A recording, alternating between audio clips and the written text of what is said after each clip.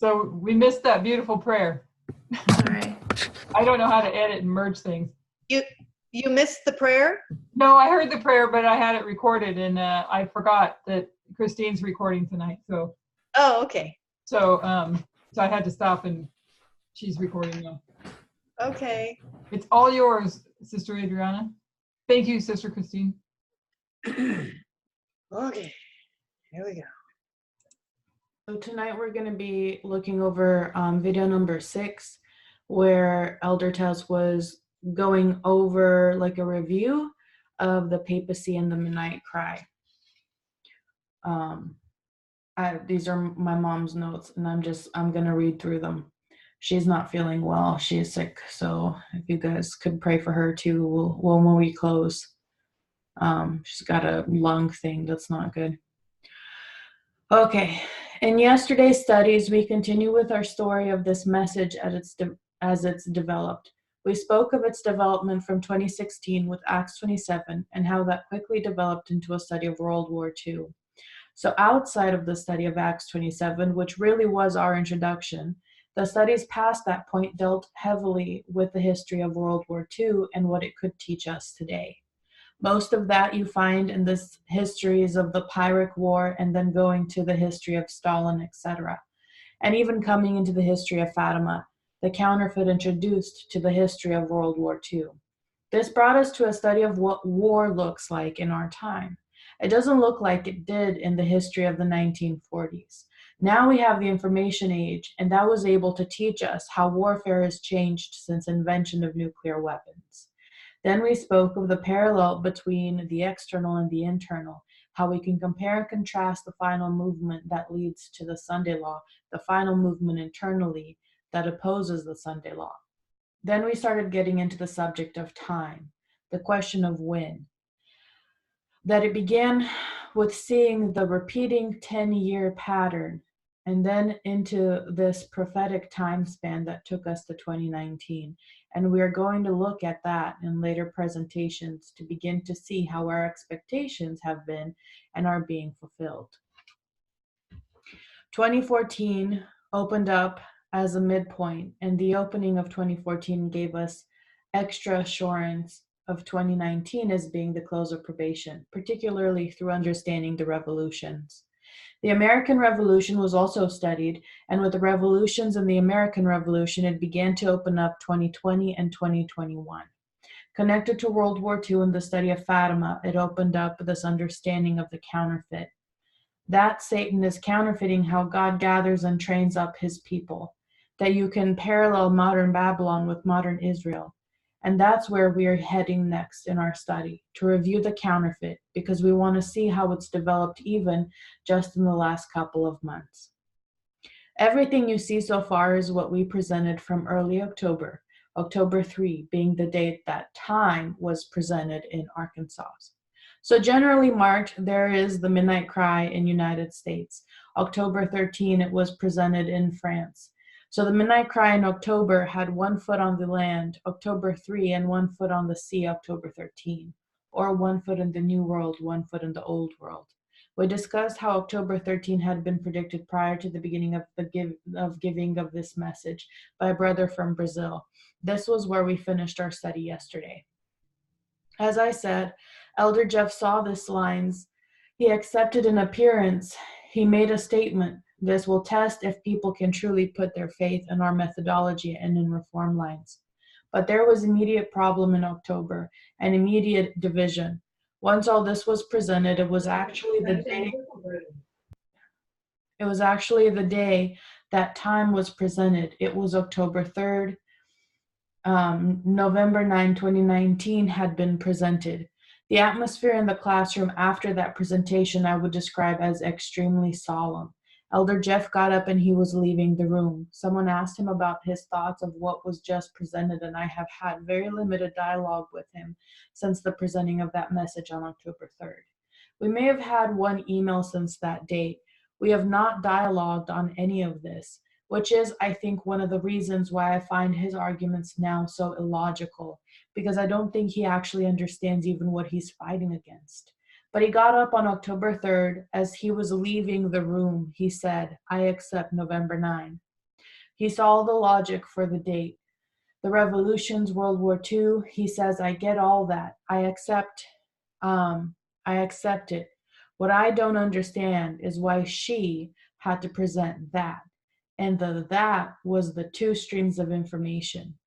So immediately on October 3rd, you have a struggle occurring in the room after it was presented, not to do with the date, which everyone accepts, but these lines. Through the presenting of these lines and understanding of them, there was an element that was unavoidable. I'll just give one example. And these are the lines she had up there. You have two streams here. And you have the first dispensation going to 9/11, and you have the pattern. And then you have the other dispensations.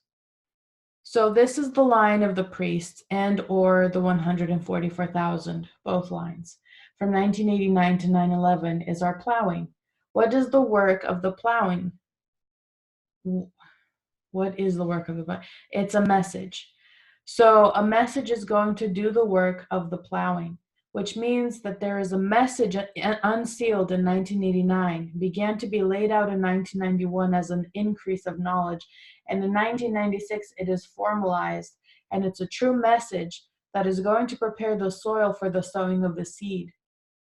Connected to all of these lines, the backdrop of them, particularly when you start dealing with politics within the United States, what becomes unavoidable is that if this is the line of the Nethinims, where does it begin? 2014 is their time of the end. 2019 is the sowing of the seed.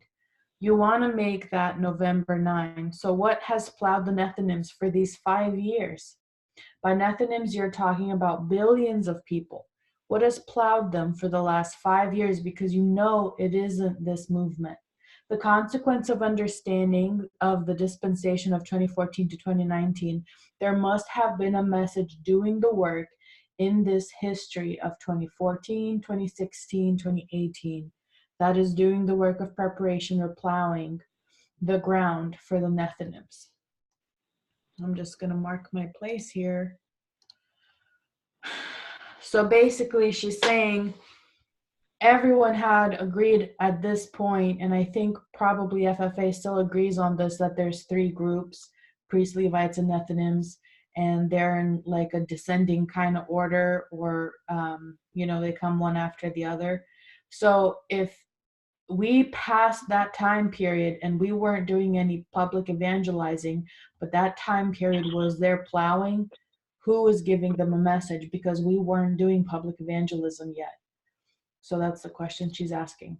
And the problem that Elder Jeff faced, and those who are following him now, is this one. We had a message that prepared us. This message was, in essence, for this dispensation, perfect. So whatever is this message in our dispensation for the Nethinims, it must, I'm sorry. I think someone needs to mute, if that's okay. Christine needs to do it on her end. Oh, okay. If you'd watch that, Christine, a little bit. Well, Nethinims, it must be for its dispensation perfect. And that is why they could not accept. If you want to know what has caused this division now within the movement, it is the exact same thing that Elder Jeff fought against on October 3rd. It just took him longer to become public. But this rejection of the Midnight Cry was immediate. 2019, the seed is sown. So what has plowed them? And as you start seeing these histories laid out of our dispensation, you start to see that there are 2 different narratives, political narratives within the United States as to what is occurring. And you could call them what we did, CNN and Fox. And in the late September, early October, what was presented was that it was the 2 streams of information. And the background of all of that is that there must be an external stream that is preparing the world or the Nethinims for the sowing of the seed. Just a belief in reform lines and fractals tells you that that must be the case. CNN is just a title. Fox is a lot more serious, but it also is just a title. It is the premier voice in the United States, formalized in 1996. CNN bought over by Time Warner in 1996. So you can construct a whole logic between CNN and Fox, but they do become titles.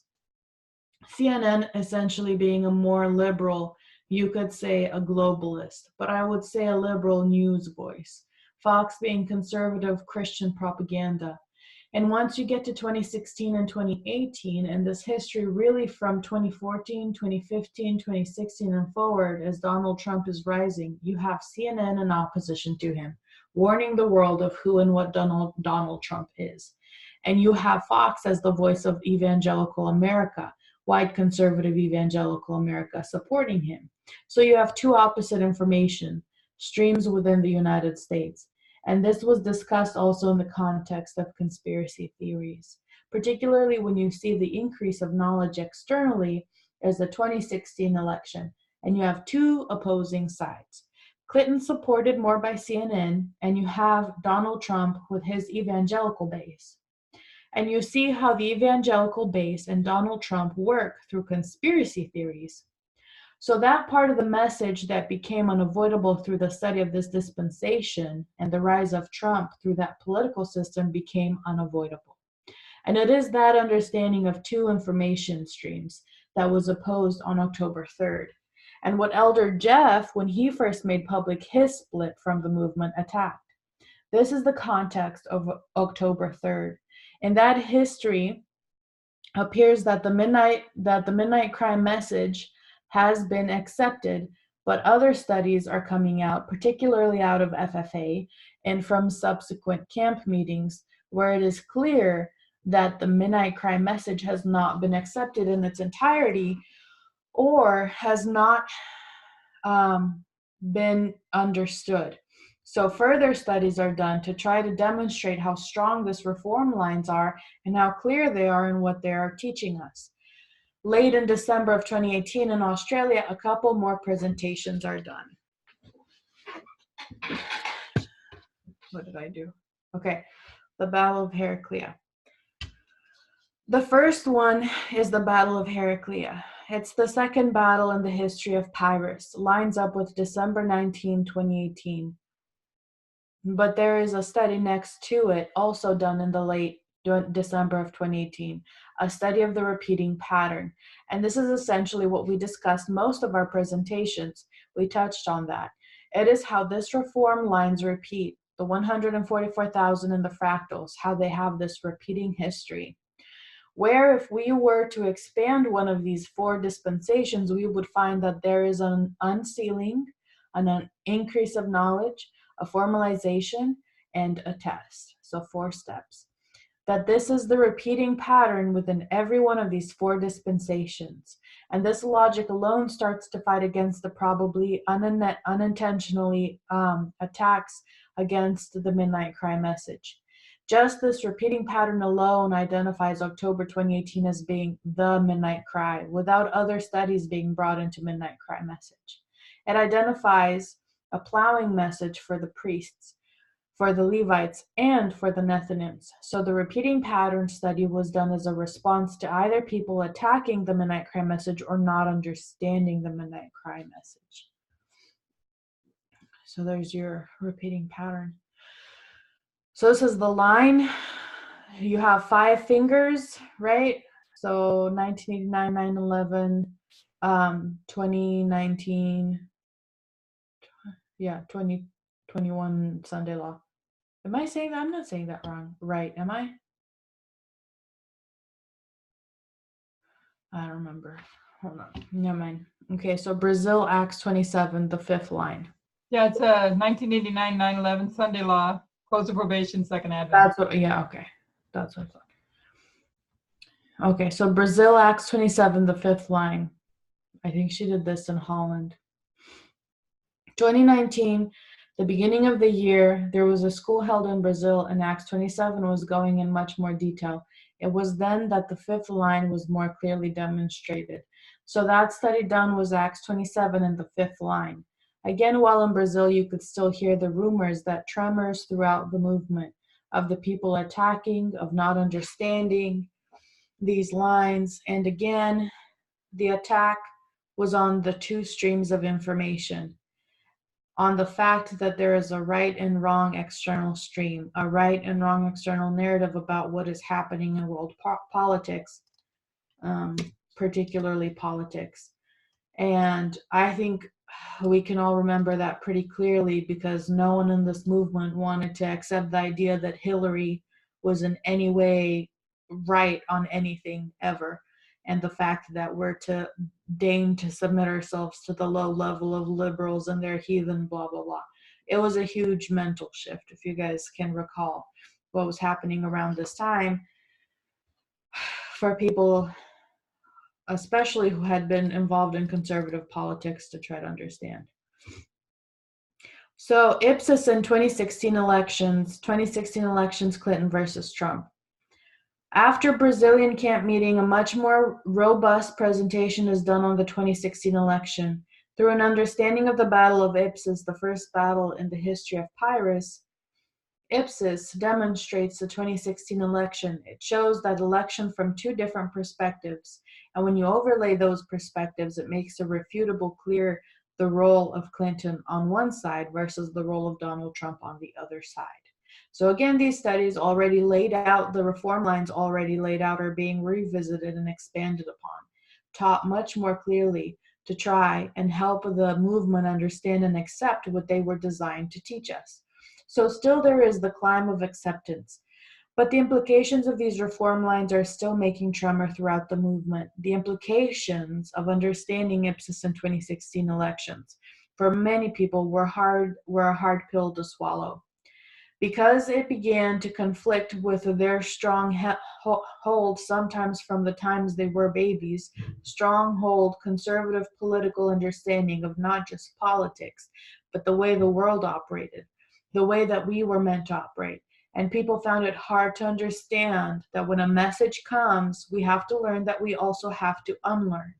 Other tests, the unlearning, coming to a point where you know that the Adventist church leadership is in apostasy. For many of us, that's not challenging. It's not some type of unlearning we understood. The church leadership was good, and now we have to understand they are in apostasy. For many of us, that was easy, so we didn't necessarily have to make a big step to unlearn or our concept of Adventist church leadership. But once you get to this test right up against our close of probation, the test is a lot harder, and now there are other deep-seated understandings that we had that we have to unlearn.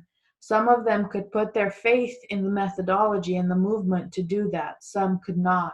So that was Brazil. Half right, half wrong histories of success and failure. After Brazil, the next meeting is held in Guadeloupe, French islands in the Caribbean. By this stage, Elder Jeff has a camp meeting in Arkansas, presented a study titled Half Right, Half Wrong. And however intentionally, this was a direct attack on the Midnight Cry message. What he is teaching is that message in past history that he would say God-led, that he would say was God-led, were a mixture of truth and error, and that we need to be able to identify the mixture of truth and error within the message that God has led it. So this one, for the first time, required a public statement, a public series of studies that proved beyond the shadow of a doubt that what Elder Jeff was presenting was incorrect. And I did that in the Guadeloupe camp meeting. The counterfeit, success and failure, modern Israel 1260 Alpha history here, Omega history. And then you have modern Babylon. So in our modern Israel history, this is the Millerites as the Alpha, and then we're the Omega. And modern Babylon has the history of World War II as its Alpha, and it has the history now as its Omega. So based on the study particularly of the counterfeit, but was related to histories of success and failure, the movement, at least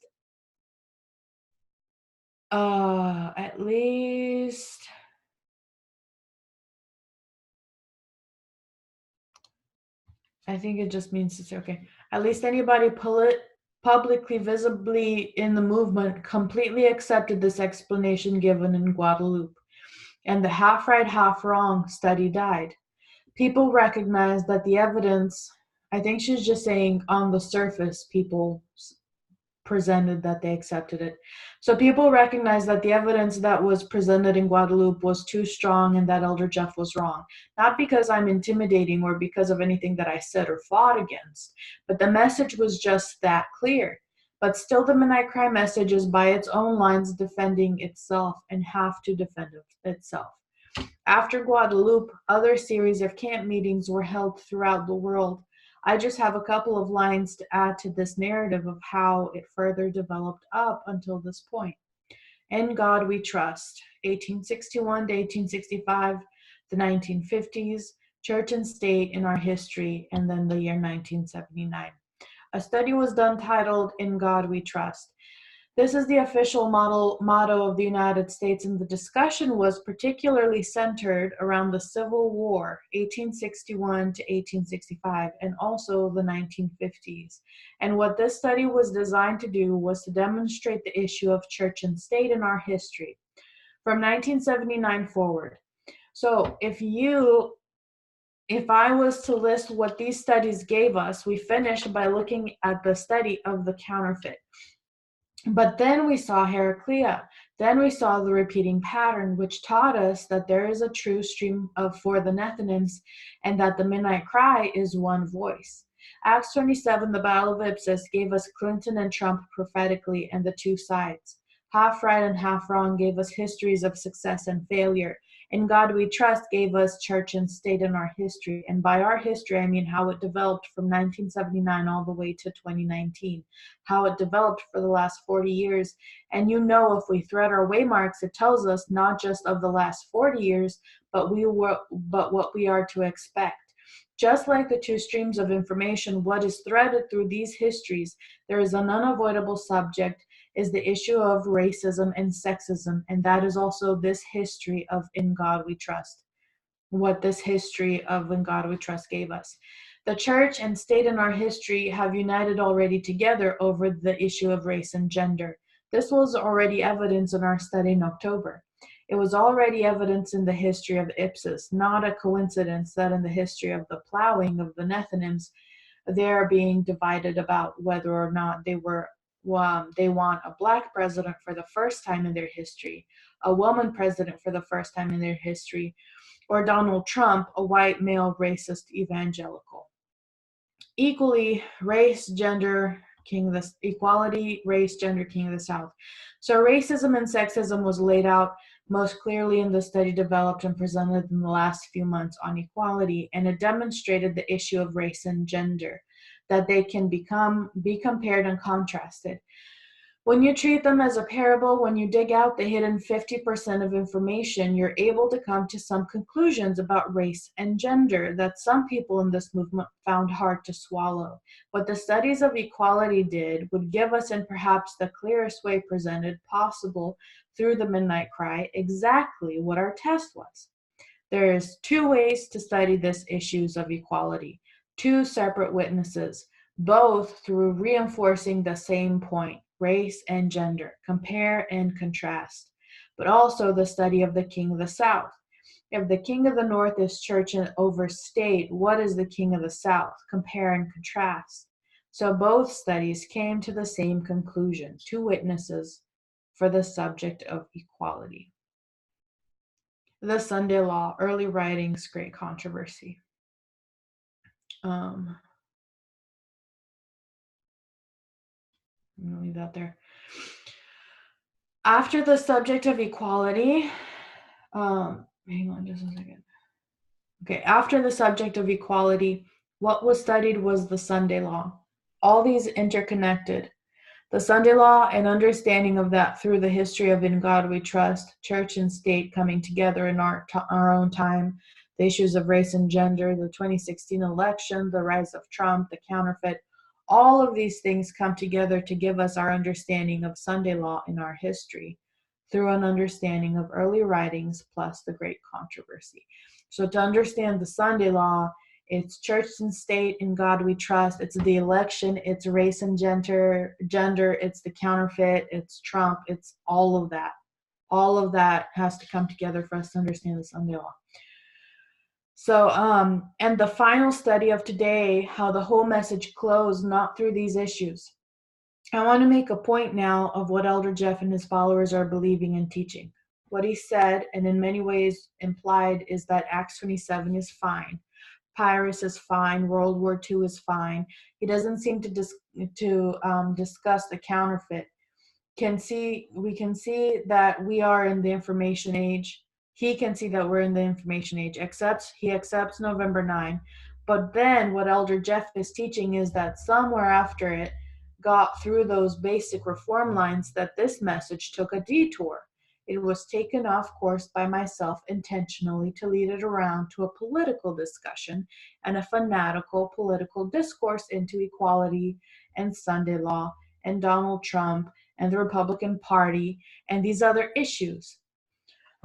What I wonder is if he doesn't want to accept the route that it took to the discourse of equality, how does he feel about racism? Because I don't think he'd be willing to admit that one, but it goes hand in hand with everything else he's trying to lump it together with. Anyways, so he claims to accept it to a point, but then he would say that I have intentionally derailed this message and that this later messages are my work, taking the message away from just an understanding of November 9 into a message such as equality. God had his hand in every step of the development of this message. And this is the part that I find so fascinating. In these early days, as Pyrrhus began to open up early in 2017, World War II is being studied. And we already know that World War II is a triple application of prophecy. World War I plus World War II must equal World War III. We understand that before we ever understood World War II. So naturally in those months, I'm understanding, like many people are, that we should have a proper prophetic explanation of World War I and World War II. So if World War II starts to open up in this dispensation as present truth, what else needs to open up? World War I, and would it open up? No. Studying through 2017, it's such a complicated history. Nothing seemed to make sense. Through the history of 2018, I'm studying all of these topics. November 9, the counterfeit, the revolutions, the internal, external. Through those months of 2018, World War I is being studied, and it does not open up. Through the early months of 2019, this is being studied and opened up. Ipsis opens up. Elder Jeff doesn't agree with that by this stage, of course. Half right, half wrong. In God we trust. He doesn't accept that. By this stage, I'm a false prophet, a fanatic. Equality opens up. Now I have many adjectives before my name. Sunday law opens up. We're dealt with race and gender, with recognizing the need to ordain women, their equality in this movement, and what opens up? World War I. The problem I have with Elder Jeff's narrative is, if you're going to accept World War II, which was connected to the Third Diadochi War, and say that was the hand of God, World War I opened up in the exact same fashion, using the same exact methodology, and it fits like a hand in a glove with World War II. And I think it's the work of God that he delayed the understanding of World War I, and that's how he ordained this message should close. It didn't close with the subject of equality.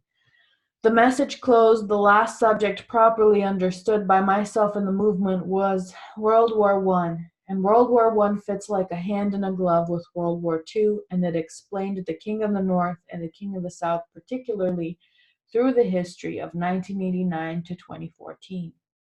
These NT years, how did Russia feel about the war in Afghanistan and the war in Iraq and the Gulf War?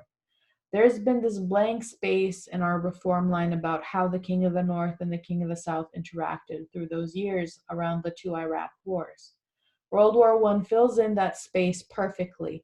And in the shaking that's happened and all the confusion that's happened, I fear that the movement has lost sight of the significance of World War I. So we're going to study that at this camp meeting as time allows. But you can see that after Acts 27, it has its own light, but it was a segue into an understanding of a war in our time. The Midnight Cry began with World War II and ended with World War I at book ends. So if World War II was God opening up light to this movement, what right do we have to say the message went off track and then God was going to give a fanatical false prophet who should have all of her videos deleted from the internet, who should be blocked from speaking, and God is going to give that same messenger World War One? I believe the timing of the understanding of World War One was entirely under God's control. Sorry. And we know that in this dispensation we'll finish that triple application of prophecy where we can now combine the two world wars to understand them in history. So this is how the Midnight Cry has developed from 2016 up until the German camp meeting of about 6 weeks ago. I just want to make a couple of final points about it. Soon after the final camp meeting in Germany where World War I, those final elements were presented, Elder Jeff released some videos and for the first time put himself in opposition to the movement and separated from us. I want to just note a point he made as he separated from us. I will note that I am not entirely sure what his current position is. My position, Elder Parminder's position, and those who are still with the movement, our position on any of these issues has really not changed at all. If anything, that the evidence becomes stronger and more evidenced. But as I will demonstrate, once you reject a part, you have to keep stepping backwards and rejecting more and more. So what Elder Jeff has most recently rejected, I'm not aware of. I'm working from a point in the history where he still accepted some of these. But once you reject a part of a message of God, what are you going to do to the rest of them? You have to continue to reject. And I said that the minute the split became known, what they must do is reject all the light brought into this movement, all those messages really from 9/11. They're going to have to strip back our reform line, the last 18 years at least. So what Elder Jeff said when he came out in opposition to this movement and this message, he said that he had problems with when the message was given in October. And we discussed what those problems were and how that was immediately evidenced. And he used the word squelched. So he said his issues with the movement were squelched. The issues with the message were squelched. Essentially, he was silenced. He said, if I was to say that this was the Midnight Cry message, he said that there was other messages and thoughts at the same time the Midnight Cry message was given that were squelched or silenced. And those silenced, he said, was himself. There was a study coming out of Africa that also became silent after the giving of the Midnight Cry message, but particularly the studies of Theodore. So Elder Jeff says the Midnight Cry message is silenced. No, the Midnight Cry message is given. That message he has partially received, but he says there was these other message and other thoughts that were silenced, himself particularly Theodore. He says that the Midnight Cry message is now full of fanaticism due to these latest studies that he does not accept. He says that he has come back to put an end to that. And one of the accusations he makes is that we have, Parminder and I, have denied the Bible and the writings of Ellen White. We do not accept clear spirit of prophecy quotes. So I want to use some clear spirit of prophecy quotes on this logic. If we were to go to Millerite history, this is Millerite history. July 21st is what day in our reform line of the priests? It's direct application. July 21st is the first fractal in Millerite history. If you bring that down into ours, it's 2014. The message swells. This is Boston.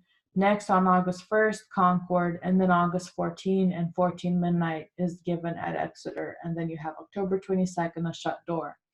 So this is our repeating pattern. July 21st, Boston, then Concord, and then Exeter. And Exeter is identified as the Midnight Cry. Oh, sorry. So you have here Boston, Concord, Exeter, Millerites, and then our line matching. And then you have Watertown, where fanaticism enters right here at Exeter. And then you have the closed door, October 22nd, and you have 19 closed door. And this is where the Midnight Cry is officially come in. And you have Theodore here. So 2014 message is unsealed. It lines out with Boston. It's going to swell to 2016, which lines up with Concord, swells to 2018, which lines up with Exeter, and is the Midnight Cry. All of which leads to 2019, which is the shut door. The repeating pattern on the line of the priest from the history of the Millerites. I'm quoting here from James White. This is James White discussing the Exeter camp meeting. He says, "It was the month of August 1844 that the memorable Second Advent camp meeting was held at Exeter. The meeting was large. It was the occasion of a general rally from all parts of New England, and many were present from other states and from the Canadas. There were many tents upon the ground, some of them resembling houses of worship in size and shape. There was upon the Exeter campground a tent from Watertown, Massachusetts, filled with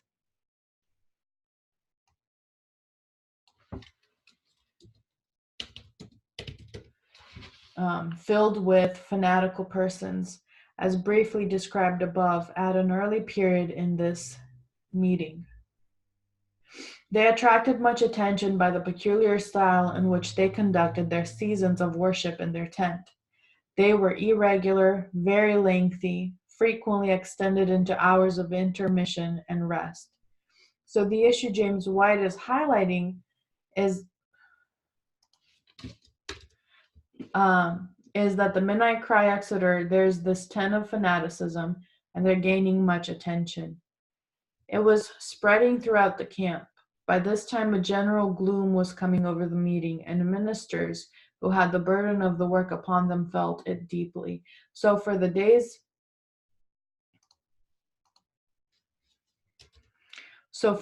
of the camp meeting prior to August 14, because it began a few days previously, there's this division within the camp where there is fanaticism present and spreading.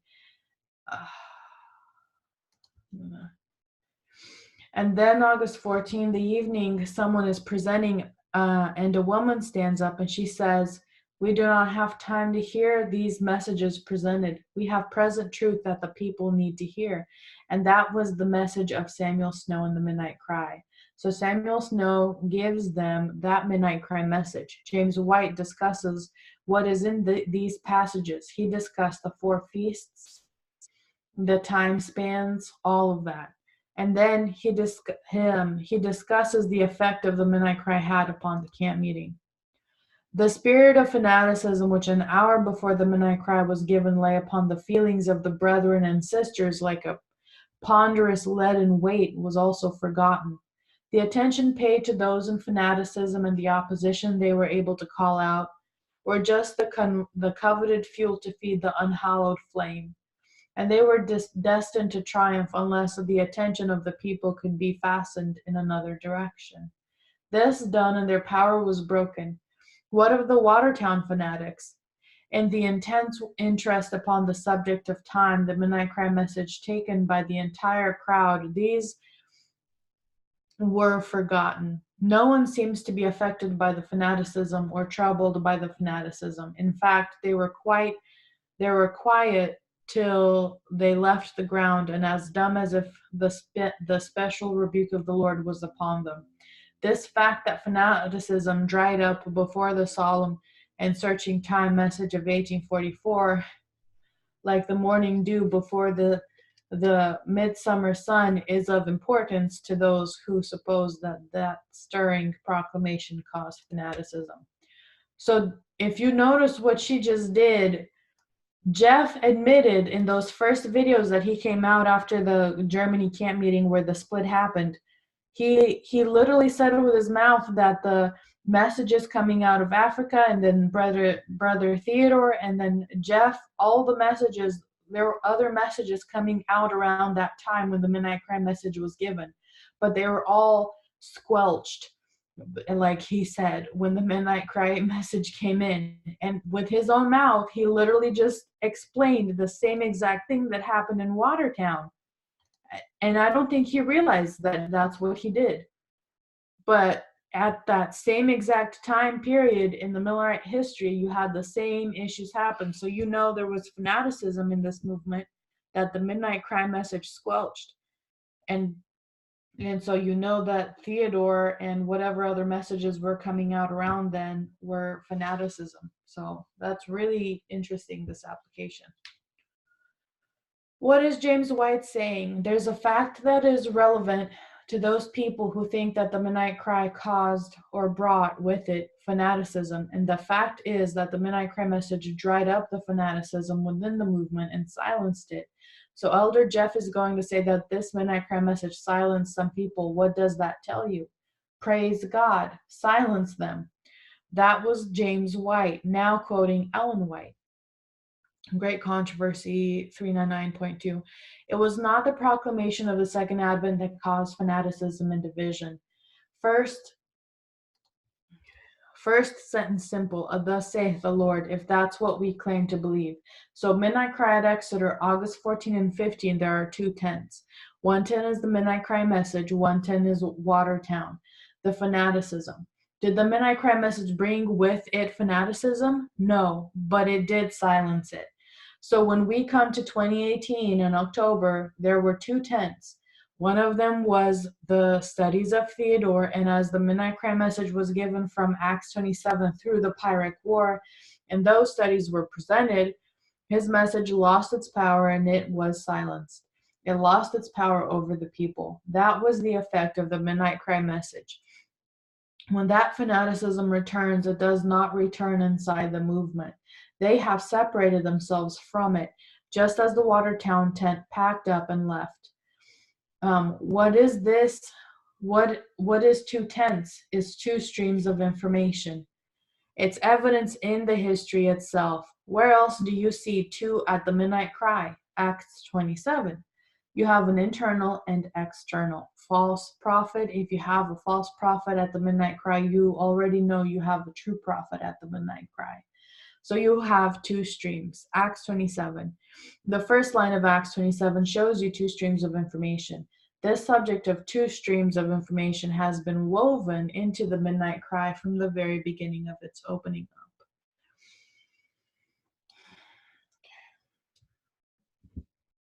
This has been a broad overview.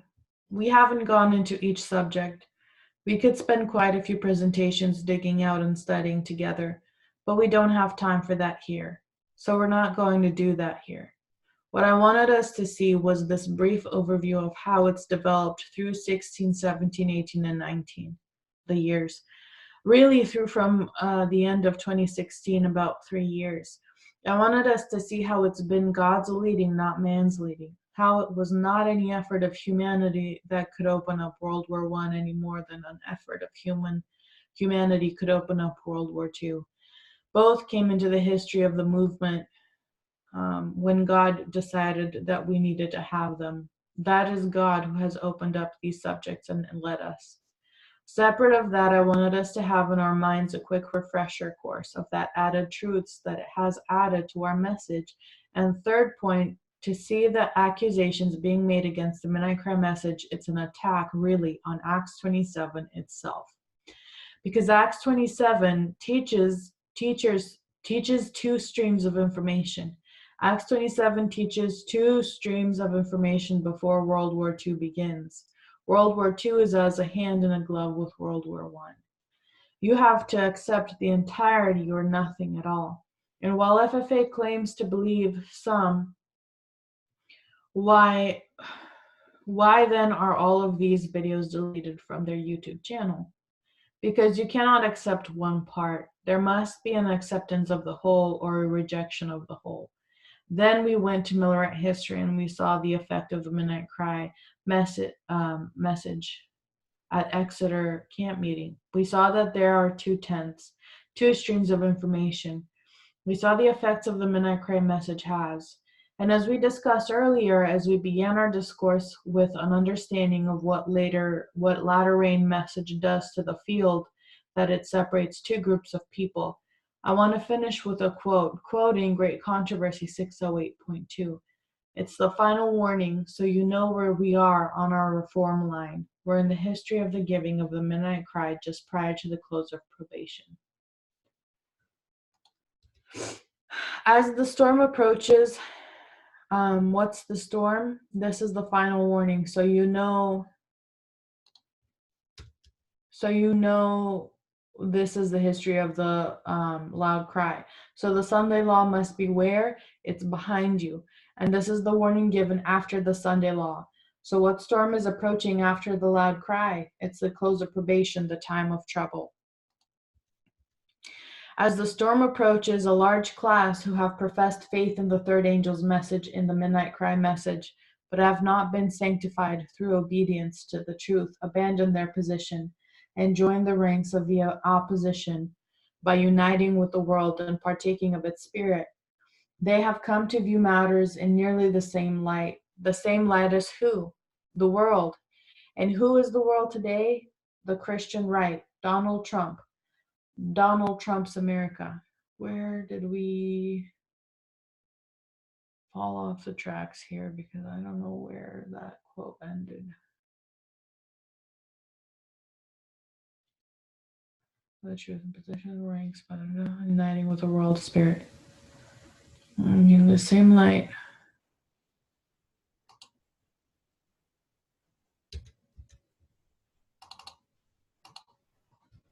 Okay. The same light as who? The world. And who is the world today? The Christian right, Donald Trump's America. By uniting with the world and by taking of its spirit, they have come to view matters in nearly the same light as the world is Donald Trump's, an evangelical right. And when the test is brought, they are prepared to choose the easy popular side. They become the most bitter enemies of their former brethren. When Sabbath keepers are brought before the courts to answer for their faith, these apostates are the most efficient agents of Satan to misrepresent and accuse them, and by false reports and insinuations to stir up the rulers against them. Does this happen before or after the close of probation? I think you can see it continues through. I don't want to limit it to one point in time, but this is a class who has professed a faith in the message, but they were not sanctified by it, and they abandoned their position and joined the ranks of the opposition. When the test is brought, they cannot stand with the message. This history is designated to separate, and what we are seeing occur in the movement, we need to remove from our minds any idea that this is personal or moral. We need to keep on our parable glasses. This is not an attack on Elder Jeff or an attack upon people that some may suggest we don't like. We have no such feeling. It's purely prophetic events that are already been expected, that are under fulfillment, and we need to see them through parable glasses. We've looked at the history of the Midnight Cry, how it's developed, how it was presented, what it taught us. We've seen the strength with how it wasn't our history. We've seen the strength of it, how God opened up World War II, closed it with World War I. We've seen how it was in Millerite history compared and contrasted with how it was in our history. And what we want to do in our next presentation is step back from that and go into the history of the counterfeit. Another accusation that Elder Jeff and his followers are making against what I have taught is they say that I ignore the role of the papacy in our time. I don't know if people have heard that accusation, that we're ignoring the role of the papacy. The Midnight Cry was given in Arkansas in October. What's the very first presentation given? Fatima. What was the very last presentation given? The counterfeit. It began with a message about the papacy and it finished with a message about the papacy. This is not a cover-up. So when we come back after our break, we want to go into that history and discuss the incredible events within the papacy just in the last 220 years and then in the last few months. And that's all she wrote.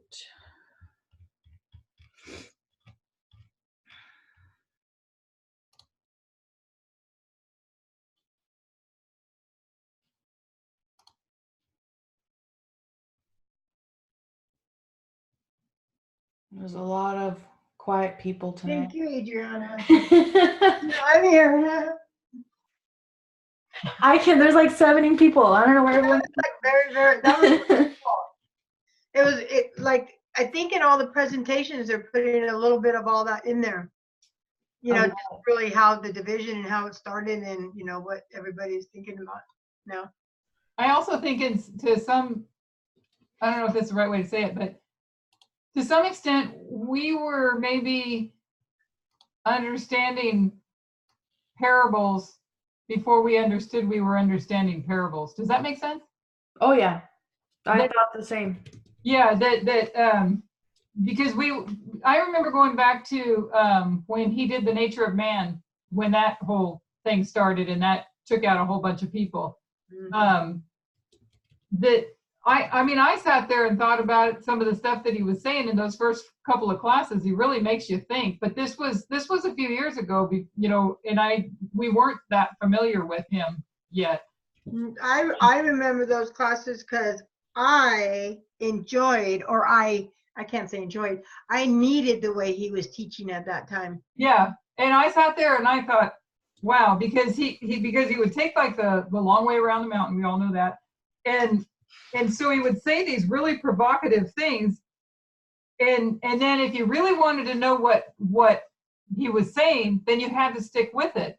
But I mean, I sat there because I had the Eatonville group kind of nudging me at the same time, saying, you know, telling me that you got to get those presentations on DVD because I think they're going to be taken down and all, you know, and all that had happened. And so, you know, I was kind of hearing both sides here, and I'm kind of weighing out in my mind. And I've done this before with others that we see teaching, because you start to see something, you're always on your guard. I am, anyways, always on my guard to not be misled. And so I was kind of thinking, wow. I said, I'm thinking to my own self, either he is way off taking us down the wrong path, or he's speaking at a higher level and we just don't hear it yet. And I you know, I stuck with it because probably by the God's grace and the mercy of God, I stuck, you know, he helped me through every single thing. But it taught me, I think I've learned this before, but it emphasized even more so that when you hear something really that sounds really like provocative, listen out, hear out the evidence and study it yourself. And then that's what we ended up doing. And in the end, we really grew from it in understanding the nature of man, the nature of Christ, and all of that aspect. I mean, there's probably a whole lot more to understand of it than what we. I remember it as he just wanted us to think and to give feedback. He wanted us to answer the questions. He didn't want to give us, he went Right. all the way around to try to, you know, have us understand the question so we can answer. And Right. that I really liked that. Right. It woke me up. So we were understanding it without maybe fully understanding it at the time, that we were understanding parables, things from a parable standpoint. Because when it comes to all the things that Sister Adriana just went through, and the split and how that all happened and the two streams of information, yeah, they could not get past the part where she pointed out that Hillary is on the good side. CNN is on it. It wasn't about her morality.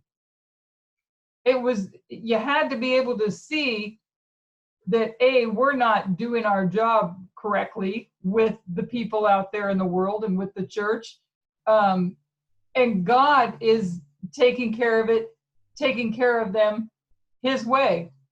And we were able to adjust and understand and see. And I mean, I rejoiced in seeing how God was doing it, because I know how hard I feel like I've labored for people and gone nowhere. And there was shame and humility for going nowhere. And here God is doing it all along for them. I mean, I was rejoicing in what he's doing for people. So I think that they couldn't see in the parables from a parable standpoint. Plus, the other thing I was thinking in the very beginning of the presentation was that when she first presented it, and she talks about that in there, when she first presented it, think about this. How many people would we see run to Jeff? And if Jeff agreed with it, then all was okay. we watched that through when it started to kind of finally become apparent in the last year and a half, 2 years, with the teaching two different models and those kind of things. And then they would say they're in complete agreement. Everybody's okay. But then when it came to where now I'm not in agreement, then you saw the others not in agreement as well. So so I think that we've been seeing and hearing on a parable level even before we understood it. Does that make sense? Mm-hmm. Well, the very beginning of our lines, the moment that we started to make applications with line upon line, we were already using parables before even Parminder and everything. Yeah. The moment the time of the end came in, we're already using it. We just didn't realize that's what we were doing. Yeah. But that totally is true, because everyone kept saying, they would go to Jeff and they're like, have you heard what Parminder has been saying? Does that, what's going on? Is that really where we're going now? And so Jeff, it was like he didn't understand, but he was trying to pretend like he understood, because from the very beginning, when he started to say I'm the sixth kingdom, he's the seventh kingdom, I could never understand what that even meant. And everyone kept trying to explain, well, the differences are he's the sixth and then he's the seventh. And I'm like, I don't even know what anyone's talking about. What is this? And it was just him trying to, push off this idea that they don't agree on certain things and explain it away. But it wasn't about that. It was just, oh man, I remember it was the beginning of last year was such a confusing time. Yeah. It was so incredibly crazy. Oh, and then I thank God that I'm even still here. I really do, because what you just mentioned about you had a hard time with it. I was looking at it, I was like, well, okay, that makes sense. You know what I mean? I could have been gone 100 times over. And I know it's only by the grace of God that I'm still here. Because you want to support the leaders. That's, God put these people in place and you support them. And, but anyways, I'm just grateful and humbled that I'm even still here. Amen. yeah, that it makes you wonder, because we know we followed the leadership, but at one level, the only reason we've been following the leadership, it's not because of we praise them like they're God. We listen to their logic and we're like, oh, that logic makes sense. Okay, so we can see that God chose you because of what you're teaching. It has the ring of truth. So when one person stops having that ring, whatever, I don't think we realized it immediately. I think it was a slow process because God designed it that way so that as many as can be saved. But I think we recognize it somehow. Yeah. But you only recognize it if you're willing to give up self, I think. Yeah. Because that's this message makes you give up a lot of things that you thought and things you wanted and things that you wanted to look a certain way that you thought they would always look away. I had to give up a lot of things, I thought. Yeah. And even with, if anybody's been going through the Germany ones, when you talked about the midnight cry and the two camps, the two in Watertown and the two tents, right? That it is a message that brings the division. It's a truth that is laid out. And if you think about it, if you're walking in darkness, okay, well, I'm trying to think of how to word this. As you continue to increase in light, if you're increasing in light, then what are you decreasing in? Self. No. Compare and contrast. Light, darkness? Darkness, right? So if you're increasing in light, it must be that darkness has to leave, right? Yeah. So if darkness has to leave, what if you put it into darkness and light, what is it? Just truth and error, right? Mm-hmm. So we're stumbling along our way and God is testing and proving us. Will we follow him? And then he brings us a new truth that literally turns upside down what we've been believing for a long time, right? And we're tested. Are you going to accept it and keep going forward? And that's what they were tested on. So now what we're facing is the things that he's saying about the 2520, the 2300 days, Uriah Smith being right, all of these things. Are we going to accept these things? And so we have to know, and that's why I say I think that the reason we're seeing what we're seeing is because for some reason or another we've been seeing on a parable level without understanding it. I don't know if that makes sense. But it kind of, to me, in my reading that I've done, I think we've talked about it, and everybody's had these experiences. You're reading a story in the Bible, and literally you can kind of you're reading that story, and you're literally seeing it plain as day today. You're able to, it doesn't happen all the time, but there are particular stories that it would just be like, wow, that's exactly what's happening. And why do we see that? We see that because we're understanding parables without even realizing it. Yeah, I have to say though, this whole issue with like morality and prophecy, it's literally, I've been thinking about it a lot lately, but God chose the tests that he decided would be the things that will tell everyone if people love him or not. Yes. So it's not the moral issue. Well, you can't, equality is a moral issue. Treating people with kindness and respect, it's a moral issue, but it turned into a prophetic issue that is our test. So these are the items, the ones, sexism, racism, and conspiracy theories and all that. Those were the ones. So if you want to look, if people didn't understand, because like if you looked externally at Hillary Clinton or whoever, and you believed in those conspiracy theories about sexism, then you would look at her and be disgusted with her morals or whatever, and not paying any attention to what the prophetic test says, that she was right on the prophetic issues, and the fact that she's a woman was a prophetic test. So she was on the right side of things. The same you're seeing now with Nancy Pelosi, that Elder Tess keeps pointing out. She's one of God's workers out there in the world. She might not have, well, I don't know what her, she might not have all the things, but she has the things that are the test now that prove that she loves God. Yeah. Because that's what the test is. Mhm. So because it's, in my mind, it's, if you're in a class in college or school or wherever, it's all in sections, right? And let's say you have, in each section you can look at as a dispensation. So if you know what the subject matter for the last test was, that's fine and good for you, but God's focused on the test and the subject matter for this test, and that's what you need to know to pass this test. So if you're not staying focused on this and you keep trying to focus on the last test, you're not, learning what you need for this one, you're going to fail this one. Yeah. So you have to keep up with the subject matter that God puts out, because that's what's relevant to the test of that section of the class or that dispensation of history. So it's been, yeah. The test reveals the hidden sins. Yeah. Yeah. And so it's the test of sexism and racism. If you pass those and you believe right on them, then you prove that you love God, that you love Christ. Yep.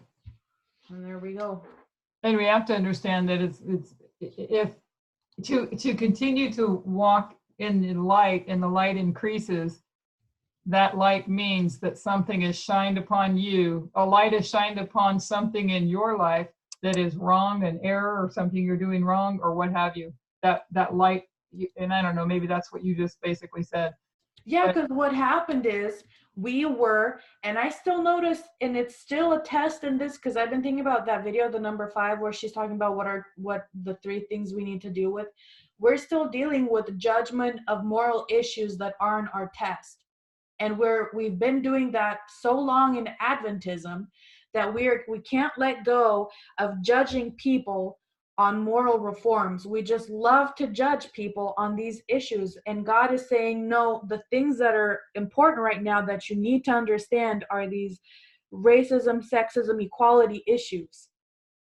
It's so hard to let go of that in your heart. And when this light comes in, it shines a bright light on those dark little corners where you've had hidden all these judgment.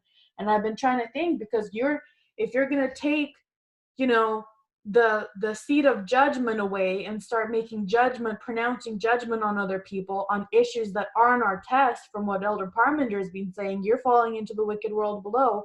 That's one. But two, from our Antichrist study, anytime you presume to judge instead of God, that's an Antichrist thing that you're doing. Yeah. So it's really, we have to have these really straight in our hearts now. It's not in our hands. Now it's the heart test. Yep. And again, like I said, it's very humbling to even still be here.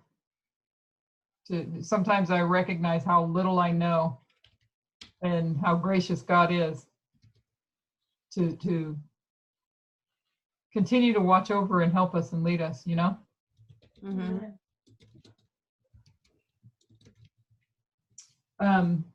I didn't have time to do anything on faith, but for tomorrow. Oh, okay. But it's truly something that I know needs to be looked at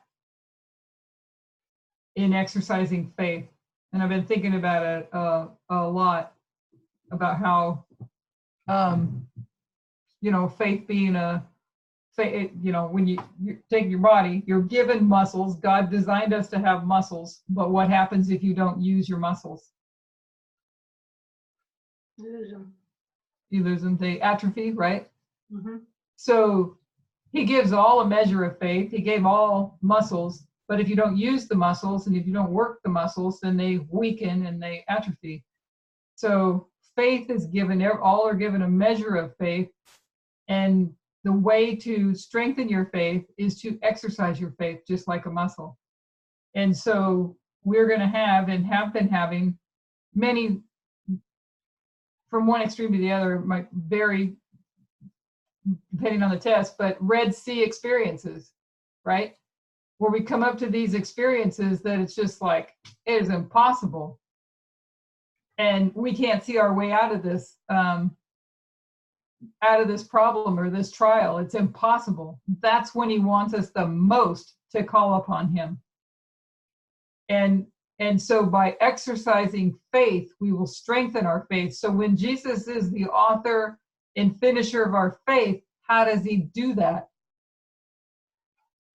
We continue to walk in the light as we learn, right?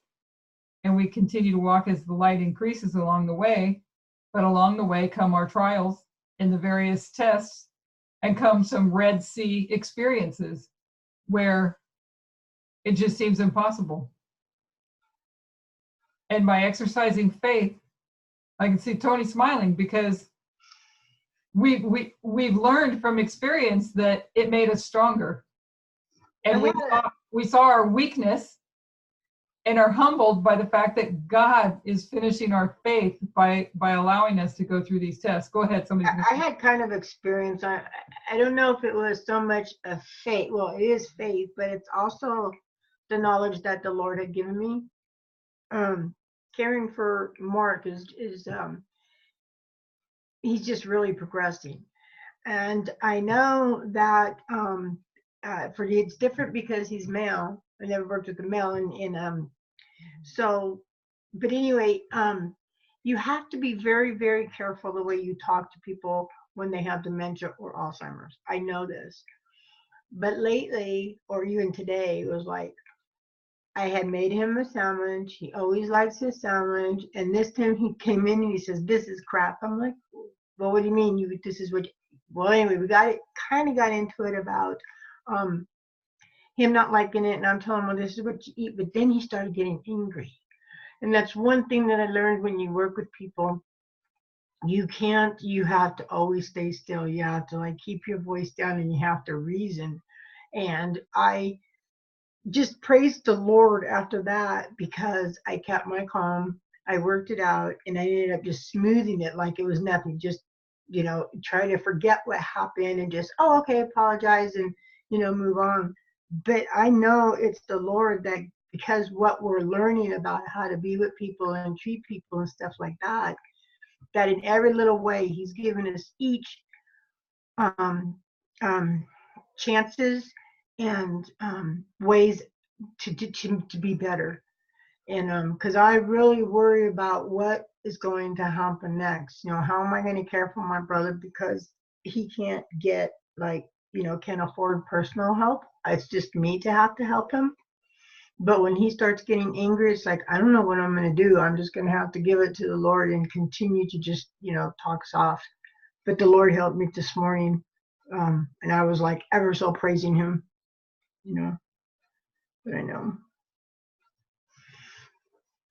It's just go, I guess it's character building too. God's building our character. I guess He's doing just different things for each one of us in different ways.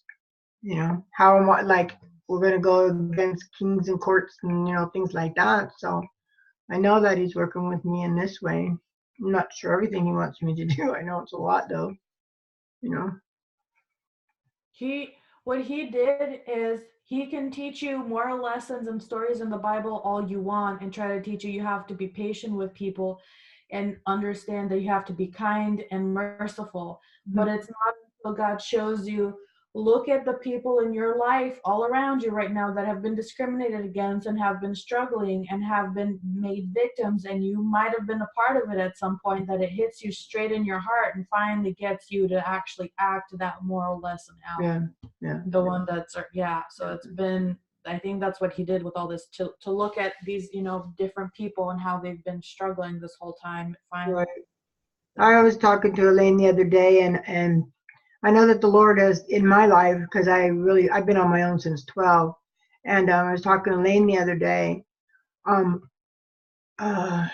Lord taught me He taught me forgiveness at 48 at a stoplight. And I don't, He taught me how not to judge. He taught me because of how I used to be. So He taught me how of a bad person I was, and that He still loved me. So He taught me how to love people. And like I was telling Elaine, it had to be the Lord. Like when we had the thrift store at Central, and all the clothes that they couldn't have, use, I would take them home and wash them. And then when the store closed down, they told me just go and get whatever you want. So I know my little house that I had with Marion, you can see pictures of me on top of all these bags and bags and bags of clothes. They reached my ceiling in my bedroom. But the Lord, and I would just walk the streets to meet people. And so for months, I was able, almost like 8 months, I was able to clothe people and talk with them and Bible studies, and they'd see me on the street.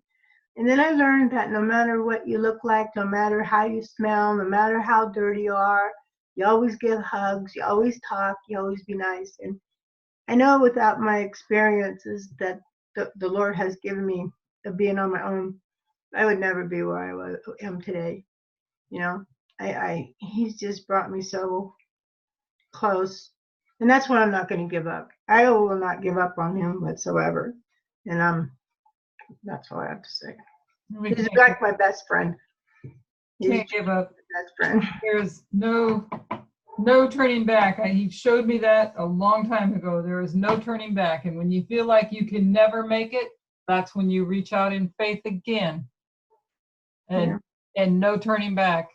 And I praise God for every one of us that are here, that because every one of us is here because of Him, not because of any person, but because of Him, because He called us, because He chose us. And it's my prayer that we all be faithful, because there's called, chosen, and faithful. He's teaching us faith, and coming through November 9, coming through the Midnight Cry message, and being able to look back and hear what Sister Adriana was presenting tonight, that you can see some of the things that cause the problem, and it's hidden things of the heart, that happen. It's following man instead of following God, And some, you know, and I know on that side they say that on that side they say that we follow a man as well. No, we're following the shepherd, and we know the voice of the shepherd. Right. We have to know the voice of the shepherd to know who he's chosen to put his voice into, put his word into, because we know from Revelation tells us that he sends the message to the angel gives it to John, and John goes and gives it to the people, right? So Yeah, I was thinking I mean, it would be so much easier to go into a camp like FFA because it's just so easy and there's nothing really, you know, I don't feel like there's much discipline. I don't know how to explain that, but that's what I'm going to say. Whereas here we have discipline, we have to hear, we have to search, we have to believe and study, and it's not easy being in this movement, you know. I can't say that it's wonderful being in this movement, but it's not easy. The way that we have to learn and because now it's like we're in university. Now we're learning everything, you know, and then keeping it up and then have a family life. I mean, I think we're truly blessed. I think we're in the right spot. I truly do. yeah, I feel I've been. I think I talked about it the other night, but feel a lot better about when it comes to, are we supposed to be just duplicating these presentations? But this is how you come into unity. If you know the voice of the shepherd, you know the voice that the message is from God, then you dig in and you study and learn that message. You don't stop studying on your own. You do your own studying, you do your prayer and all of that. But you study the message and you get together and study it. And so, who was talking about that at the beginning? How discussing it, I think it was Adriana that said it, the Parminder said it, but discussing it and maybe it was Victoria, but yeah, that was me. yeah, Parminder said, you know, that it's when we get together with these discussion, other points come out and other, you know, because each person can have another contribution based on their own experience and their own personal studies. So how do you become one? I think you become one when God sends the true message. You know that you recognize the voice of the shepherd in the messenger, and you all study the same message, and you all come into unity. Until then, you're all studying your own on your own and all your various things, and you don't wind up with unity. You wind up with, you know what I'm saying? I'm happy for you guys. I mean, I love each and every one of us that here. I mean, without you guys, well, I'm sure y'all feel that way too. Without each other in our lives, I mean, it would be very, very difficult at times. But we have it to be like-minded. Of course, we have our little nits, you know, whatever we have, you know, we're just human. But as far as us together and united, and I truly believe we're a family. That's all I say. You are my family, Yep. and I know that I'm your family. Yep. I think God did that. You know, God brought us together. Praise the Lord. I don't know. Yeah, I like to say something, Yes. if I may. So first of all, who is Emma Bryant? Parminder's sister-in-law. So that's Manjit's wife? Right. Okay. So yeah, so yesterday, I don't know if you listened to her presentation. It's called Breaking Down the Wall. I haven't listened to it. No. Has anybody listened to that one, Breaking Down the Wall? Mm-hmm. Which I know I just saw some of hers come up, but which one was it on? Do you remember?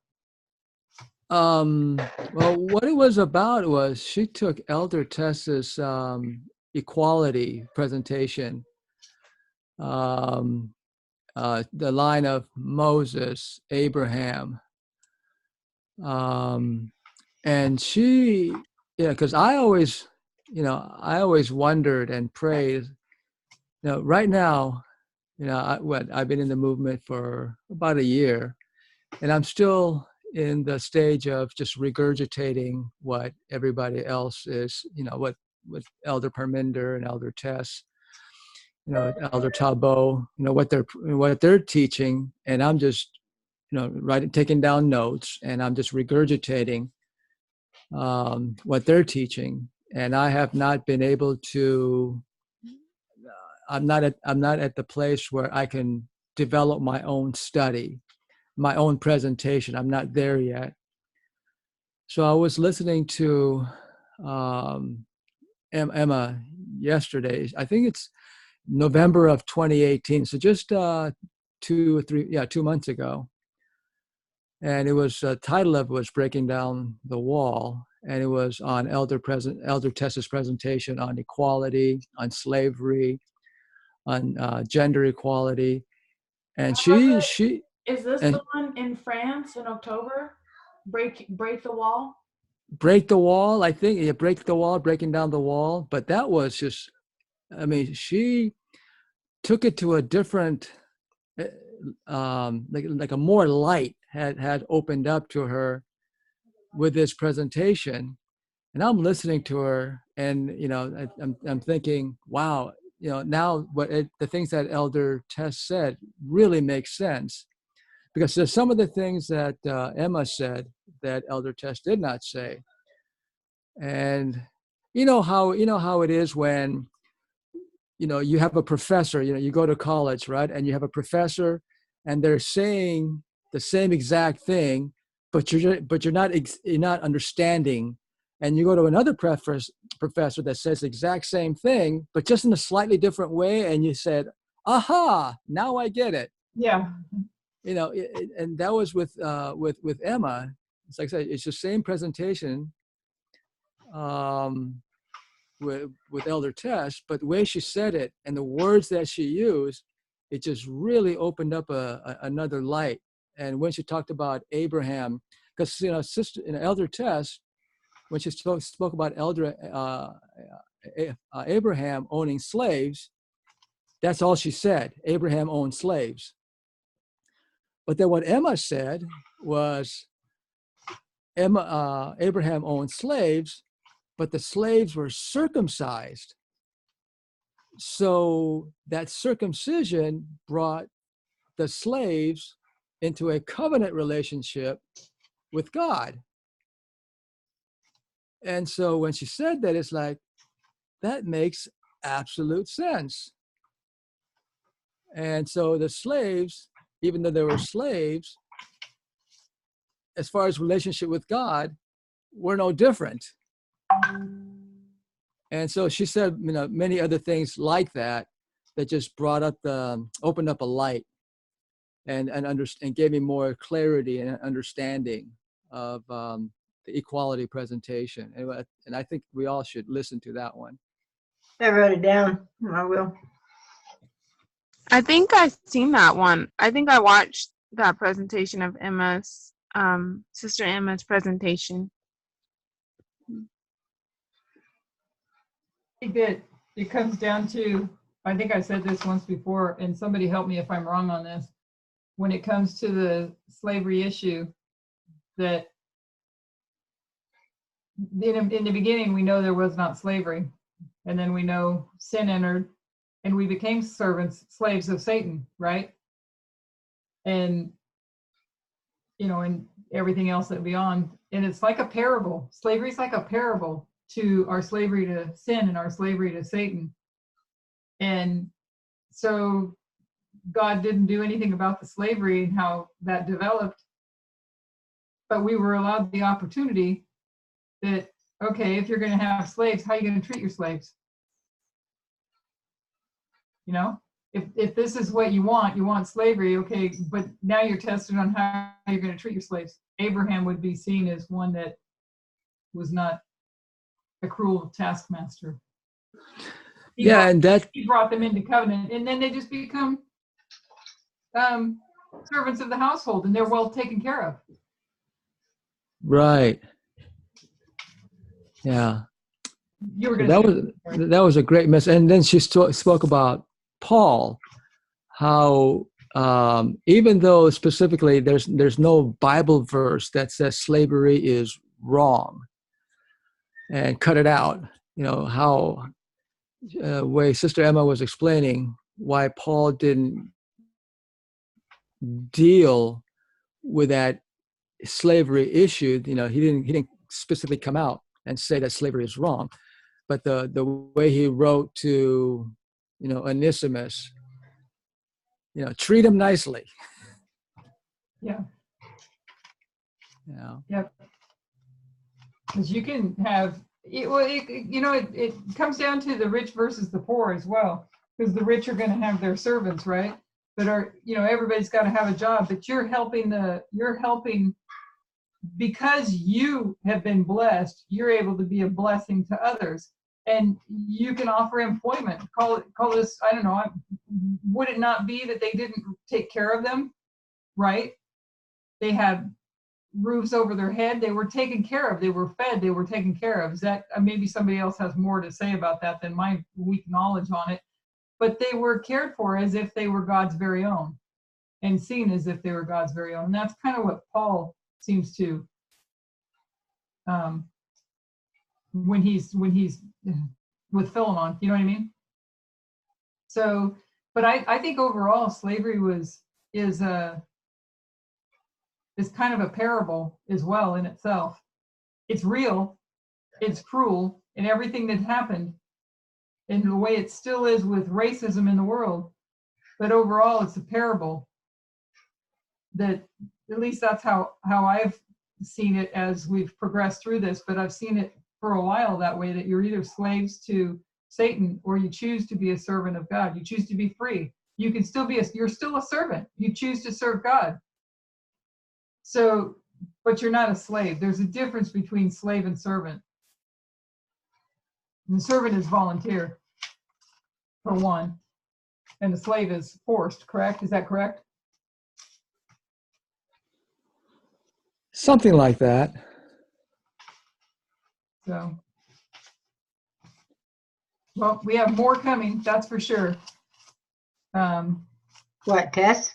Tests, yeah.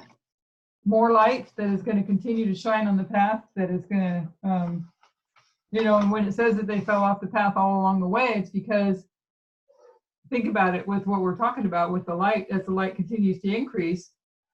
So if they fall off the path, it's because they come to a place where the light shined and they didn't want to continue to go forward.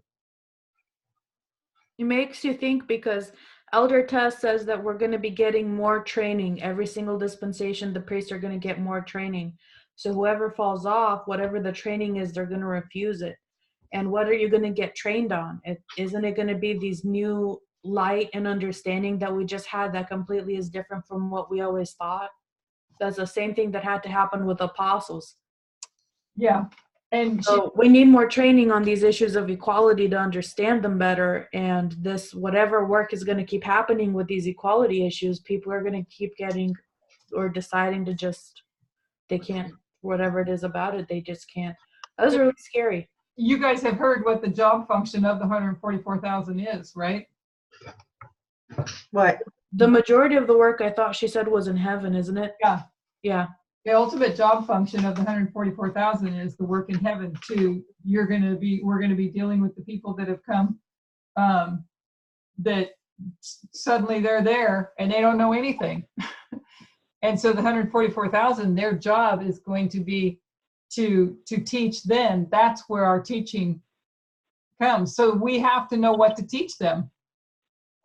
And so, to me, it seems pretty, it's complex, but it's also seems pretty easy that if God is restoring all things to the way that was in the beginning, then just look at the beginning. Look what was there. And that should tell us where he's taken us. And when it comes to equality, it's clear Adam and Eve were equal. Really clear. Because then he goes on and pronounces the curse and all of that, and you see what's going to happen, and he's going to restore it to the way it was in the beginning. So the job function of the 144,000 is their ultimate work they're being trained for is what they're going to be trained for to do in heaven, to teach the people. And so if we have it in our hearts, if we have the salvation of souls in our hearts, and if we if we struggle with it at all, plead that that's what the Lord would put on our hearts, because we're trying to still battle self.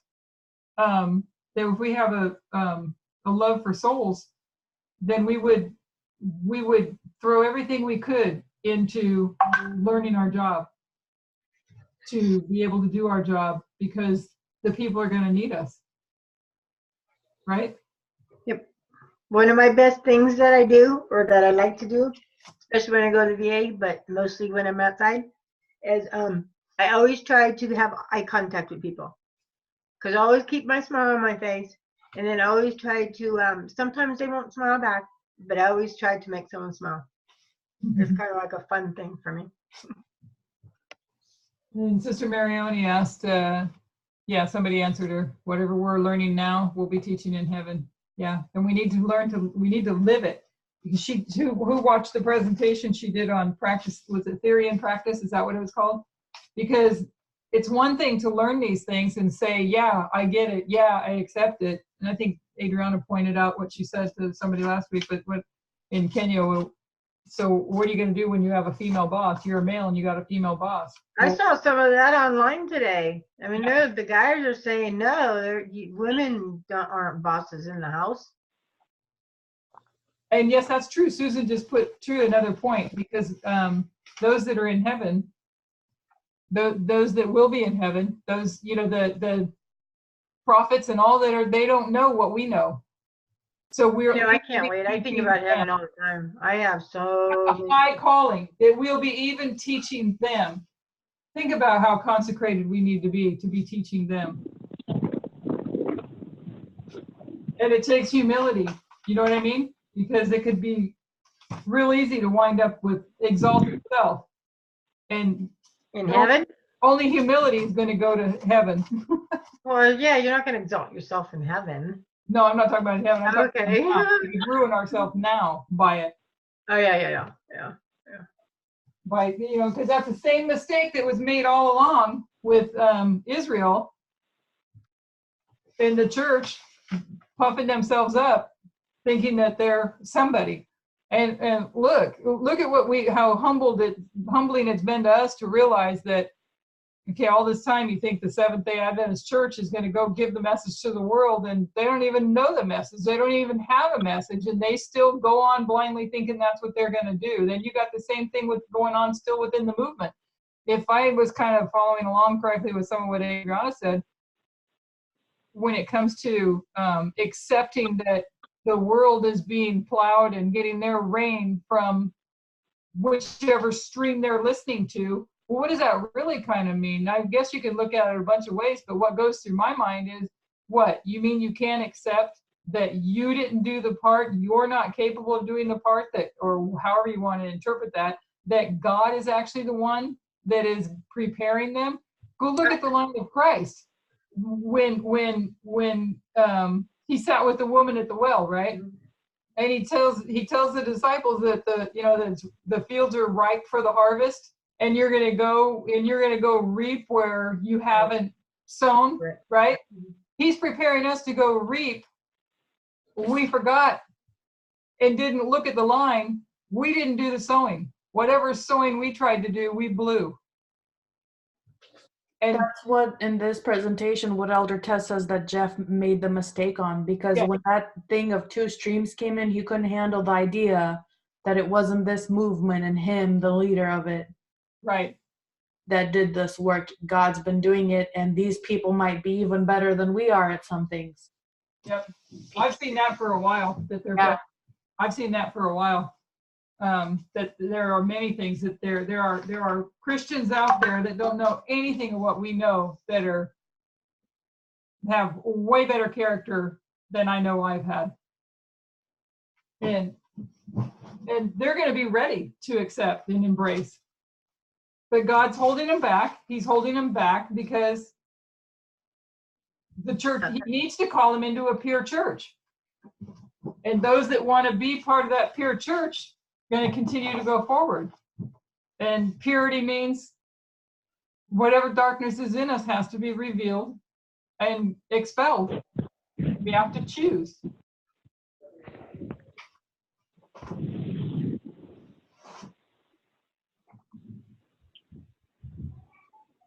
So lots to learn, huh? Yeah.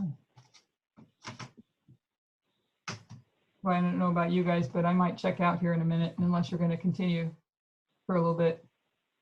No, that's all I had, and so I think it's a good place to end, and we can think on this stuff because it's. I want to read what Susan put in there because I read that too, and I shared it with Sister Victoria about the royals, Harry and Meghan Markle. That I don't know if anybody. I think I only shared it with Sister Victoria. But the Washington Post did a story about Meghan and Harry and why they're leaving the palace. Sorry, something got in my way. Why they're leaving the palace, and then and it talks about all the stuff that has been said. Maybe Susan wants to elaborate if she wants to, because I don't remember every detail that I read. But I know it said that there was another royal, a princess or something, that wore a brooch. You know, a brooch, it's a pin, big fancy whatever. That was. I don't know what it was, but whatever it was highly suggestive of racism, deliberate. And so then with media and different comments that have just apparently made it to the point where they don't want to be a part of that anymore. Interesting. So. Yeah, I thought it was interesting when I read that article. Oh, you did read it? Good. I read it. It just made me so sad. It just ruined like just my whole, just the way they're treated, and it's just like, man, that was just really sad. I did. What's the name of the article?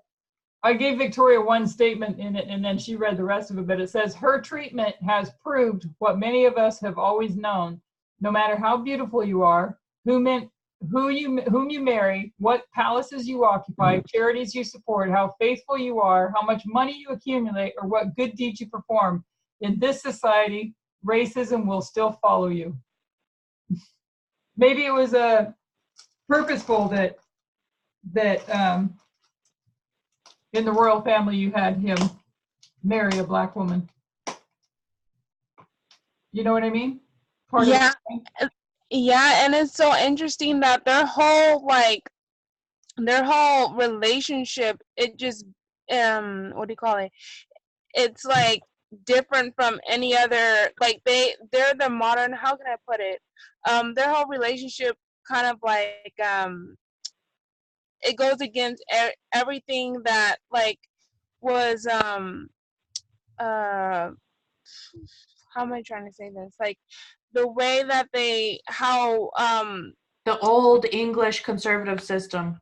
yes, thank you. Yeah, it goes against all of that. That is just, yeah, that it is basically kind of like not necessarily a rebellion, but it's just like it opposes all of that, like intermarriage, intermarital, oh, I'm not having the words, but interracial marriage. There you go. And huh? The other thing was that Meghan Markle isn't any kind of royal, so he chose someone who would For the common. For royal people, it's like, oh, but they're beneath us, you know, kind of a thing. It's literally testing every prejudice. Every single prejudice. Yep. And they're not even of the same religion. I mean, just everything was just different, you know, with her. And then she was divorced. So, I mean, just all of that was just different than what they he married his true love, so it's instead of someone that was like arranged, or yeah, like all of that kind of stuff. So it's just really interesting. And then to see how they just couldn't stand it, they just could not allow it to just be. It's just interesting. Yeah. God is literally making it so obvious what the test for everyone on this planet is right now. He is. Amen. Amen. And if we will see it. And it's really what's in our hearts that is, it's always been there. It's just exposing it. It's exposing the hearts of people. And in exposing the hearts of people, if you're on the side of, like, for instance, the Republicans, it's exposing their hearts. and it's causing all this division, and the division is causing two sides, literally separating out two classes of people. I was talking to Robert this morning in devotional, and it was the one where it's let them grow together, and it's talking about the wheat and the tares and the harvest. And it's literally the moment you decide in your heart what you're gonna believe in, bam, that was the harvest. Yeah. So when you decide to be against a message, then I mean, this is literally your thoughts and ideas and feelings. When you decide to, okay, I'm not going to listen to that, I am going to listen to this, that's literally, this is scary. Whew. But anyway, so when you decided, okay, I don't care how humble I have to get or how much I have to deal with fixing myself, this is the truth, this equality thing is the truth, this is what I have to do. That was what happened last year, right? November 9. Before that, I think a lot of us had already decided this is it. And now we're just keep growing off of that. But that's literally it when you make that choice. I sure did soul search. Yeah, you have to search your Check heart. ourselves out and then really work on that and just try and just seeing who we are and knew we had to get rid of certain things and kind of was a cleansing, in many ways. Yeah, it was at first it's scary. It seems hard. It's like, how do I fix myself? I can't fix myself. But then God works with you. And at some point you're like, wow, it is such a relief to just give all this stuff up and let God do it all. It's so much easier in a way. It's like a huge weight off your shoulders that God is taking care of everything. One of my favorite things is like when I walk around or whatever, whether I think of something that's off the wall or trouble that I have with people, it's my saying with the Lord is, God help me and save me from myself. Those are the words that I use him, whether I'm in my car or walking or whatever. Help me, Lord, and save me from myself. And that's what this message is doing to us, because we've come along it to some extent, greater or lesser. There's always been a little bit of confidence, self-confidence that hides, it lurks, and it's totally humbling us that there is no way we go through this of ourselves. No way. So, well, praise the Lord for his mercy endureth forever, right?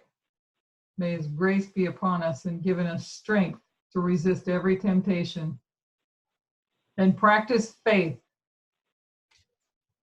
So much darkness dispels, yeah? Do you want to close us off in prayer? Yeah. With that notion, and pray for my mom too for her thing. Yeah. Yes. Please give her a hug for me. I will. Well, I won't do that for Germany. All right. But after she feels better, I will give her a big hug. Well, when you were talking about her breathing, I just got a message from a friend here at our church. This one lady who was she was a little overweight and stuff, but I just got a message that she died, and it was like, wow. It was like, oh no, you would not expect it. She was active, she was everything, but she ended up getting a blood clot in her lung. Yeah. So pulmonary embolism. Yeah, so you give your mom a great big hug. Not that your mom's dying, I just want to give her a hug. Everybody ready? Yes. Gracious Father in heaven, Lord, we just praise you and thank you for your grace and your mercy in our lives. We thank you, Father, that whatever it is that is in us that has caused us to be able to recognize, even when we didn't understand parables at this level, that we were hearing your voice. Lord, I don't know what I did to bring me here. I know I did nothing. But each one of us can probably attest to the same thing. But I am so thankful and blessed to still be here, to still have this opportunity. And I pray for each and every one of us, Lord, not just here that are with us tonight, but for the priests that are still standing, that we would set out each and every day asking you for your grace to abound in our lives, to give us the strength to resist every temptation. Put your fear in our hearts that we not sin against thee. Put your love in our hearts, Lord, that we would love one another, that we would wash one another's feet, that we would love others as you love them. Bringing us, Father, to that our only purpose in life, our only desire and ambition is to reflect your image and to enlarge the kingdom of heaven. I ask you to help us, Father, through our trials to understand the need to understand the science of faith, saving faith, Lord, that we would learn to exercise it like a muscle. And like any other muscle, if we do not exercise it, it will atrophy. So when you take us, Lord, or allow us into these trials that come to a Red Sea event where it is impossible, Lord, there are mountains to the left and mountains to the right, the enemy behind and the sea before us, where our trials look impossible, may your angels be with us and nudge us and help us and strengthen us to remind us, Lord, to exercise faith. That is the time to exercise faith. And you will part that Red Sea before us, and our trial will seem insignificant as we go through, Lord, and watch how you bring it all together. And in doing so, Lord, that faith muscle will be exercised. And in doing so, the author and finisher of our faith will finish it. It's through our cooperation with you and through our faith in you that you will finish this great work. And I pray for each and every one of us, Lord, that we would endure till the end. I lift up to you Sister Christina, who's sick tonight, Lord, and we just ask your blessing and healing and comfort to be upon her. We pray for the family that our Sister Tony just mentioned, for this. Surely there are people that are hurting with the loss. We pray, Father, for the school in Uganda, that you continue to pour out your spirit for the brethren in Africa, Lord, that these presentations, and not just Uganda, but there are other presentations that are taking place in various places in Africa, that this would be a powerful work to unite the brethren in Africa, to bring them all into unity, to strengthen their faith and encourage them. I pray, Father, for your Holy Spirit to be upon your chosen elders, that you would work, strive with them, keep them pure, Lord, to keep them from the snares of Satan, and use them, Father, to do this mighty work. I pray that you keep them immune from the attacks, and that their eyes and their hearts and their minds would be stayed upon thee, and that they, Father, would have a clear message to give to your people. And may we all be strengthened for it, Lord. Without you, we can do nothing. Help us to realize this, Lord. Help us to humble ourselves every step of the way, that we are here because of you. And we want to be faithful and endure to the end. Lord, we want to be in that group in Zechariah 8. We want to be in that number when the saints go marching in. We want to glorify thee on earth. But none of this can we do of ourselves, Lord. All we can do is bring our helpless, wretched self to you and say, use us. Lord, we thank you for the blessing. We thank you for the privilege. And may your name be glorified in us. In Jesus' name we pray. Amen. Amen.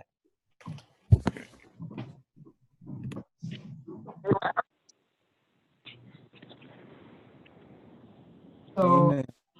and we'll see everybody tomorrow, whoever is going to be with us tomorrow. Yes. Have a good evening. Happy Sabbath, and we'll see you tomorrow morning. And those that are going to be with us in the afternoon study, the parable study, we're on around verse 22, I think it is. 2 Samuel 22, verse 22, I think it is. So